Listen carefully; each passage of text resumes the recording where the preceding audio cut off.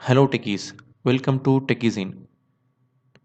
So ஒரு brand new டாப்பிக்கை பற்றி நம்ம பேச போகிறோம், பேசிக்ஸ் ஆஃப் HTML. ஸோ இந்த கோர்ஸ் வந்து பிகினர்ஸ்க்கு தான். ஸோ பிகினர்ஸ் யாரெல்லாம் வந்து ஃபஸ்ட் டைம் கோடிங் வந்து கற்றுக்க போகிறாங்களோ அவங்களுக்கு இந்த சீரீஸ் ரொம்ப யூஸ்ஃபுல்லாக இருக்கும். இந்த சீரீஸ் வந்து ரொம்ப ஷார்ட் செக்மெண்ட்ஸாக தான் நான் பண்ண போகிறேன். ஸோ ஈச் 5 to 8 மினிட்ஸ் வீடியோவாக தான் இருக்கும். ஸோ ஒவ்வொரு வீடியோலையும் நான் வந்து ஒவ்வொரு சாப்டர்ஸாக உங்களுக்கு சொல்லித் தருவேன். So let's get started.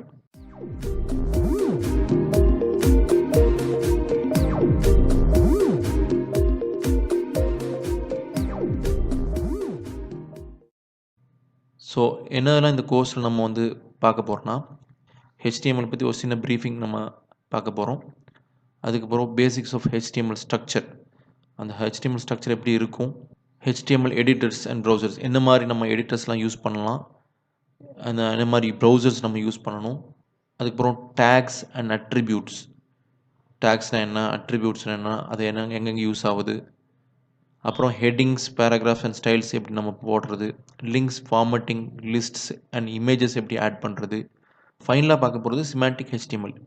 So ஒரு வெப்சைட்டை எப்படி ஸ்ட்ரக்சர் பண்ணுறதுங்கிறத பற்றி நம்ம பார்ப்போம். HTMLனால் என்ன? HTML stands for hyper text markup language. So நீங்கள் உலகத்தில் எந்த வெப்சைட் நீங்கள் எடுத்தாலும் அவங்க எந்த கோடிங் லாங்குவேஜ்லேயும் அவங்க கோட் பண்ணலாம். பட் அது ரெண்டராகவே பார்க்கக்கூடிய அவுட்புட் வந்து HTML தான் இருக்கும். ஃபார் எக்ஸாம்பிள் ஃப்ளிப்கார்ட் வெப்சைட் நம்ம எடுத்துக்கலாம். ஸோ இதில் பார்த்தீங்கன்னா எல்லா கேஜெட்ஸ் நம்மளுக்கு தெரியும், எல்லாமே எலக்ட்ரானிக் ஐட்டம்ஸ் எல்லாமே போட்டிருப்பாங்க.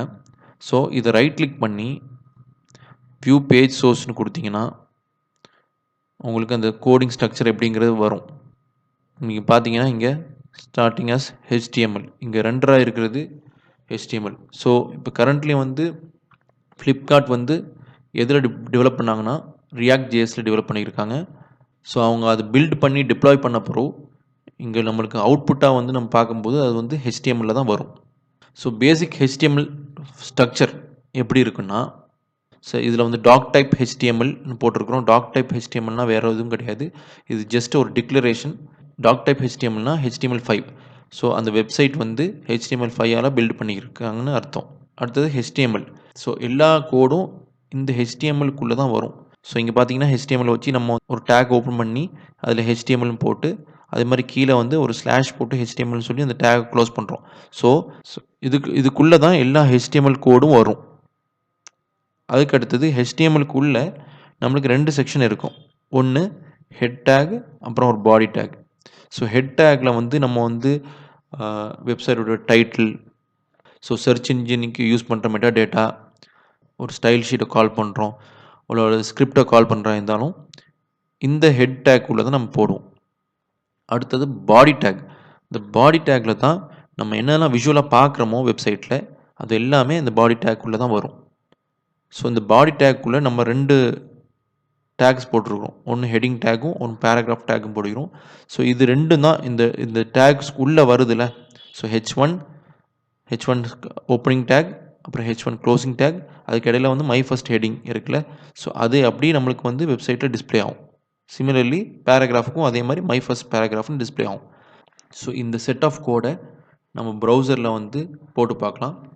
ஸோ என்ன மாதிரி ப்ரௌசர்ஸ் யூஸ் பண்ணலாம், என்ன மாதிரி எடிட்டர்ஸ் யூஸ் பண்ணலாம்னு பார்த்துக்கலாம். அதுக்கு முன்னாடி ஸோ HTML எடிட்டர்ஸ் வந்து நார்மலாக வந்து ஒரு HTML பேஜை க்ரியேட் பண்ணுறதுக்கு, எடிட் பண்ணுறதுக்கு, HTML மட்டும் கிடையாது, CSS, JavaScript, அப்புறம் React JS, Angular JSன்னு என்னென்ன கோட்லாம் இருக்குதோ அது எல்லாமே நம்ம வந்து HTML எடிட்டர்ஸில் வந்து எடிட் பண்ணலாம்.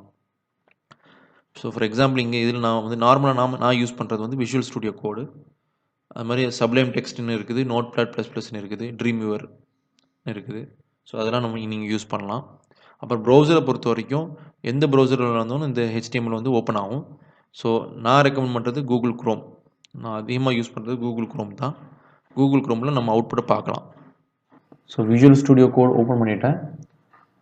இப்போ நம்ம வந்து ஒரு புது ஃபைல், டெக்ஸ்ட் ஃபைல்னு ஓப்பன் பண்ணுவோம். நியூ டெக்ஸ்ட் ஃபைல் அதை கிளிக் பண்ணிக்கோங்க. இப்போ இதை வந்து சேவ் பண்ணிடலாம். ஃபஸ்ட்டே சேவ் கொடுத்துட்டா நான் டெஸ்க்டாப்பில் index.htmlனு சேவ் பண்ணுறேன். சேவ் பண்ண போகிறோம். நம்ம அந்த எக்ஸாம்பிள் பார்த்த கோடை நம்ம இங்கே டைப் பண்ணிடலாம். இங்கே கோட் பண்ணிடுவோம். So doctype HTML. So இந்த HTMLக்குள்ளே தான் எல்லாமே வரும். ஸோ அந்த HTMLக்குள்ளே ரெண்டு டேக்ஸ் இருக்குது. ஒன்று ஹெட்டு, அதுக்கு அடுத்தது பாடி. ஸோ இந்த ஹெட்டுக்குள்ளே நம்ம பார்த்தது டைட்டில் பார்த்தோம். ஸோ அந்த வெப்சைட் அந்த பேஜுடைய டைட்டில். ஸோ மை ஃபர்ஸ்ட் பேஜ்னு போட்டுக்கலாம். அதே மாதிரி இந்த பாடி செக்ஷனுக்குள்ளே அதே மாதிரி 2 டேக்ஸ் இருந்துச்சு. ஒன்று ஹெட்டிங் டேக், அப்புறம் பேராகிராஃப் டேக். So H1. இந்த ஹெட்டிங்ஸ் அண்ட் பேராகிராஃப்ஸ் இதை பற்றி நான் நெக்ஸ்ட் வீடியோவில் நான் சொல்கிறேன். நான் டீட்டெயில்டாக உங்களுக்கு எக்ஸ்பிளைன் பண்ணுறேன். ஸோ இதில் ஹெட்டிங்கில் மை ஃபர்ஸ்ட் ஹெட்டிங் போட்டுக்கலாம். பேராகிராஃபில் மை ஃபர்ஸ்ட் பேராகிராஃப்னு போட்டுக்கலாம். சரி, நம்ம ஆட் பண்ணியாச்சு. இப்போ நம்ம என்ன பண்ணலான்னா இது அப்படியே சேவ் பண்ணிடுறோம். மறுபடியும் Ctrl+S கொடுத்து சேவ் பண்ணிடலாம். சேவ் பண்ண போகிறோம். நம்ம டெஸ்க்டாப்புக்கு போயிடலாம். டெஸ்க்டாப்பில் ப்ரௌசர் சிம்பிள் போட்டு இண்டெக்ஸ்னு ஒரு ஃபைல் க்ரியேட் ஆகிருக்குது. ஸோ இது டபுள் கிளிக் பண்ணலாம். நம்ம பாடி செக்ஷனில் இருக்கிற இந்த ஹெட்டிங் மை ஃபர்ஸ்ட் ஹெட்டிங்கும் மை ஃபர்ஸ்ட் பேராகிராஃபும் உங்களுக்கு இங்கே டிஸ்பிளே ஆகுது. பட் இதில் இந்த ஹெட் செக்ஷன் நம்ம போட்டது வரல அந்த ப்ரௌசரில். பட் நீங்கள் இதில் டைட்டில் பார்த்தீங்கன்னா மை ஃபர்ஸ்ட் பேஜ்னு இருக்குல்ல. ஸோ இந்த டைட்டிலில் நம்ம ப்ரௌசருடைய டைட்டில் நீங்கள் பாருங்கள், மை ஃபர்ஸ்ட் பேஜ்னு வந்திருக்கு. ஸோ இதுதான் அந்த டைட்டில், அந்த பேஜுடைய டைட்டில். ஐ ஹோப் உங்களுக்கு இதெல்லாம் புரிஞ்சிருக்குன்னு நினைக்கிறேன். ஸோ உங்களுக்கு ஏதாவது டவுட்ஸ் இருந்தால் கமெண்ட் செக்ஷனில் கமெண்ட் பண்ணுங்கள். ஸோ நெக்ஸ்ட் வீடியோவில் பார்க்கலாம்.